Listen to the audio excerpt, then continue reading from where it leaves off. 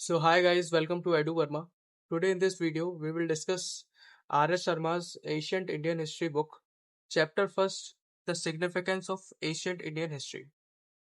तो इस चैप्टर में बताया गया है कि कैसे, कब और कहाँ पीपल ने डेवलप किया अर्लीस्ट कल्चर इंडिया में, कैसे उन्होंने एग्रीकल्चर और स्टॉक रेजिंग शुरुआत किया, how they arrange food, shelter, transport, how they took farming, spinning, weaving, metalworking.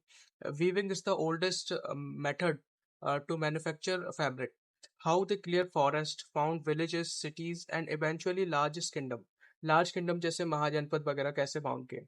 अब जो इंडिया है शुरू से ही बहुत डाइवर्स रहा है, तो एक टर्म यूज होती है, यूनिटी एंड डाइवर्सिटी, अनेकता में एकता। डाइवर्स होने के बावजूद भी यूनिटी है। एशियन इंडियन हिस्ट्री में जो है बहुत से लोग रहने आए आए थे। वो अलग अलग रेसेस के थे, ट्राइब्स के थे। अगर हम सीक्वेंस की बात करें तो सबसे पहले प्री आर्यंस आए थे, then Indo Aryans, then Greeks, Scythians, Huns, Turks. सबने इक्वली कंट्रीब्यूट किया है to evolution of Indian social system, art and architecture, languages and literature में। सबने इंडिया में अपने घर बनाए थे।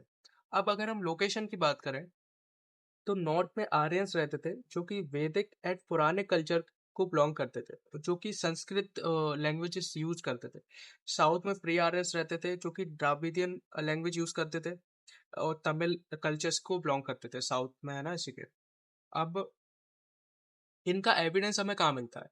वैदिक टेक्स्ट में मिलता है। मुंडा, द्राविडियन और अदर नॉन संस्कृतिक टर्म्स बहुत फाउंड हुए हैं, मतलब ऐसे टर्म्स मिले हैं वैदिक टेक्स्ट में जो कि इंडिकेट करते हैं ideas, institution, products and settlement associated with peninsular. Peninsular मतलब साउथ, जहाँ पे प्री आर्यंस रहते थे। और संगम लिटरेचर में भी कुछ ऐसे पाली और संस्कृत टर्म्स हैं जो कि सिग्निफाई करते हैं ideas and institution developed in Gangetic plain, north में, जहाँ पे आर्यंस रहते हैं। अब अगर ईस्ट की बात करें तो प्री आर्यंस ट्राइबल्स रहती थी ईस्ट में, जो कि मुंडा और कोलारियन लैंग्वेज बोलती थी। अब इनका भी एविडेंस हमको बहुत से मुंडा आर्यन लैंग्वेजेस में मिला है, ऐसे टेक्स्ट में मिला है जो कि लिंग्विस्टों ने ट्रेस की थी। लिंग्विस्ट कौन होते हैं? A person who know several languages. छोटा नागपुर प्लेट्यू में भी बहुत से ऐसे एविडेंस फाउंड हुए हैं जो मुंडा रीजन से बिलोंग करते थे। अब आपको एक डिफरेंस बताऊं मैं प्री आर्यंस और आर्यंस में, प्री आर्यंस और इंडो आर्यंस में। जो इंडो आर्यंस थे, प्री आर्यंस जो पहले से रहते थे, और जो आर्यंस बाद में आए उनको इंडो आर्यन कहा गया। और जो पहले से रहते थे इंडिया में जो कि आर्यंस ही थे, तो उनको प्री आर्यन बोलते थे। अब इन एशियंट इंडिया जब ब्रह्म हिंदुइज्म, जैनिज्म और बुद्धिज्म का बर्थ हुआ, उसके बाद पीपल ने स्टार्ट किया making states, languages, cultures and communities has developed territorial identities, large जनपद बने। अ, जैसे जैनिज्म की बात करें तो जैनिज्म में महावीर स्वामी का जब बर्थ हुई थी वो 599 बीसी में हुई थी, और डेथ आई थिंक 527 में हुई थी।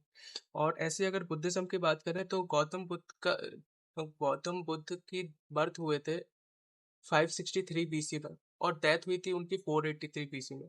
तो अप्रोक्स ये समझ लो कि 599 से 483 बीसी तक में जब ये इवॉल्व हो रहे थे, तभी जो है पीपल ने स्टार्ट कर दिया था स्टेट्स बनाना, लैंग्वेजेस बनाना, कल्चर, कम्युनिटीज, और इवेंचुअली लार्ज जनपद वगैरह, बड़े बड़े किंगडम। अब आर्यंस और प्री आर्यंस के टाइम पे कंट्री का नेम आर्यवर्ता पड़ा, और अदर एक और नेम था भारतवर्ष। अब भारतवर्ष को ही हम कहते हैं लैंड ऑफ भारतास। भारतास एक ट्राइब थी जो कि एरिया में रहती थी, उन्हीं के नाम पे भारता नाम पड़ा। अब भारतवर्ष एविडेंस का अपन को कहाँ मिलता है इसका? बोल तो दिया बट एविडेंस तो दो। तो एविडेंस मिलता है आपको ऋग्वेद में, पोस्ट गुप्ता संस्कृत टेक्स्ट हैं बहुत सारे उसमें, महाभारत की एपिक में मिलता है। अब पोस्ट गुप्ता के टाइम पे हमारे कंट्री का फाइनली इंडिया बोलने लगे, उसमें इंडिया नाम पड़ा। अब इरानियन इंस्क्रिप्शन में the term Hindu drive from a Sanskrit word Sindhu. अब होता क्या था, जो जे लोग थे प्री आर्यंस, इंडो आर्यंस, जे लोग ईरानियन में बेसिकली एस को वो लोग एच बोलते हैं, सिंधु को इसलिए हिंदू बोला गया।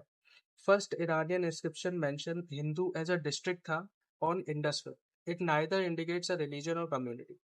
पहले जो सबसे पहले जब से वर्ड ओरिजिनेट हुआ था हिंदू, हिंदू, तो वो एक डिस्ट्रिक्ट को बिलोंग करता था, ना कि कोई रिलीजन और कम्युनिटी। और आज के टाइम हिंदू एक रिलीजन है। अब है एक चक्रवर्ती टाइटल। चक्रवर्ती टाइटल एक ऐसा टाइटल है जो कि बड़े बड़े किंग्स ने अटेन किया है। इंडिया में सिर्फ दो ही किंग हैं जिनके पास ये टाइटल है। पहले थे अशोका, दूसरे थे समुद्रगुप्ता। अब इस ये टाइटल होता क्या है, मतलब कोई सा भी ऐसा किंग हुआ है जिसने हिमालय से लेके केप कॉमोरिन तक एंड ब्रह्मपुत्र के वैले से लेके इंडस तक अपना रीजन स्टैब्लिश किया हो, डायनेस्टी। नहीं आया ना समझ में? यहाँ देख लो, ये है हिमालय, रेड रेड से। ये है केप कमोरिन, मतलब हिमालय से लेके केप कमोरिन तक पूरा एरिया उनके अंडर में। और ब्रह्मपुत्र वैली से लेके इंडस वेस्ट में यहाँ तक पूरा, मतलब ओवरऑल पूरा इंडिया ही उनने कॉन्कर कर लिया। तो ऐसे सिर्फ दो ही किंग थे। अ, पहले थे अशोका, जो कि मौर्यन एम्पायर को बिलोंग करते थे। उन्होंने पूरा इंडो पाकिस्तान सब कॉन्टिनेंट एंड इवन अफगानिस्तान तक का the whole India barring the extreme south except, मतलब एक्सट्रीम साउथ के अलावा सब कुछ कॉन्कर कर लिया था। तो उनको ये टाइटल मिला था चक्रवर्ती। और फिर 4th सेंचुरी में समुद्रगुप्ता, जिन्होंने Ganga to the borders of Tamil land, Ganga से लेके बॉर्डर ऑफ तमिललैंड, मतलब 80% पूरा इंडिया कर दिया था, उनको भी ये टाइटल मिला था। अब आप कमेंट में बताना गाइस कि समुद्रगुप्ता कौन सी डायनेस्टी को बिलोंग करते हैं, ठीक है। अब 7th सेंचुरी में एक चालुक्य किंग थे पुलाकेशिन, जिन्होंने हर्षवर्धन, गुप्तास के बाद हर्षवर्धन का रूल चला था। हर्षवर्धन के बाद पुलाकेशिन ने हर्षवर्धन को डिफीट कर दिया था। अब हर्षवर्धन को क्या बोलते थे, north of hold north India, ये टाइटल था हर्षवर्धन का। इनको डिफीट किया था Pulakeshin. In post Kushan times में द इरारियन रूलर्स थे conquer the Sindh area and name it Hindustan. Hindustan कब नेम पड़ा? पोस्ट कुषाण टाइम्स का। इंडिया कब नेम पड़ा? गुप्तास के टाइम पे। अब इन 3rd सेंचुरी प्राकृत जो लैंग्वेज थी वो एक कॉमन लैंग्वेज बन चुकी थी पूरे मेजर इंडिया के पार्ट में। लिंगुआ फ्रैंकुआ कोई कॉमन लैंग्वेज बोलते हैं।